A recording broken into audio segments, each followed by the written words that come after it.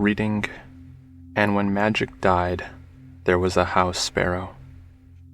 An SCP Tale. The sound of magic dying is the sound of planes flying. A house sparrow watches from the top of a pipe as a group of golden ravens perish one by one. Their bodies plummet to the roar of jets soaring in the distance, to the thrust of takeoff smothering shimmering hot exhaust. Their skulls crack open on old, sun-bleached pavement, their legs smashing at angles that would have been impossible had they been animate, had they been tender. Now they lie still.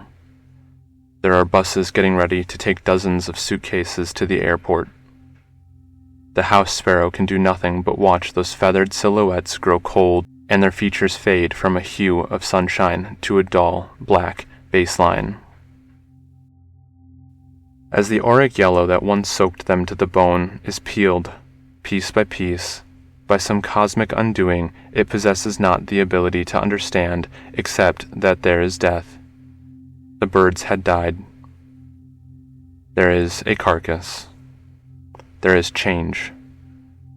More ravens die now, each with a quiet nothingness that is neither acknowledged nor ignored.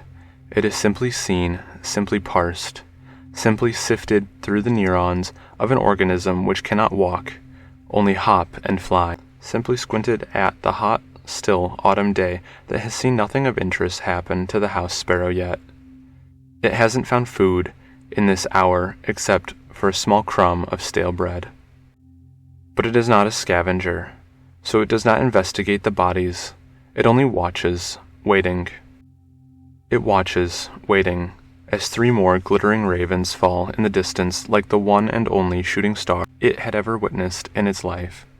This time, they plunge into the monstrous bellow of a Boeing 737 landing, to the muttering of a gaggle of passengers quickly filing out, whose faces will never see those wings fade, nor the spells that animated them.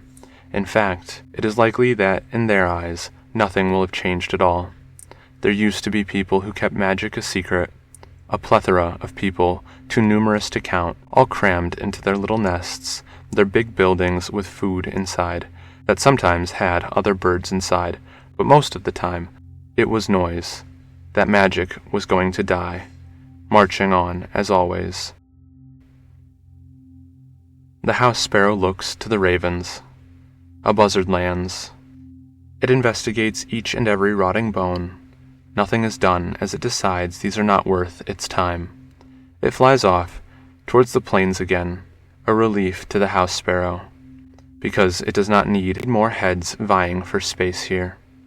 Ever since the raccoons moved in, there have been more fights for scraps from the trash cans, more dead birds from around all sorts of things it has no concept of, hitting their heads against reflective surfaces that should have been passable but were actually made of glass. More dead birds. More dead birds. There are more dead birds as 15 golden ravens fall. Who put them into orbit will never be known. All the house sparrow can think, with its beady little eyes darting over the dead bodies, is that with them out of the way, there will be enough food for it to raise a family this year.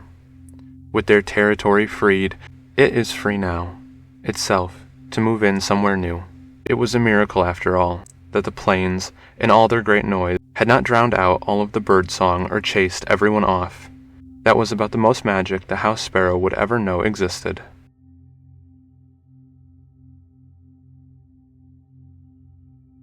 This has been, And When the Magic Died, There Was a House Sparrow, in the World Kept Turning series.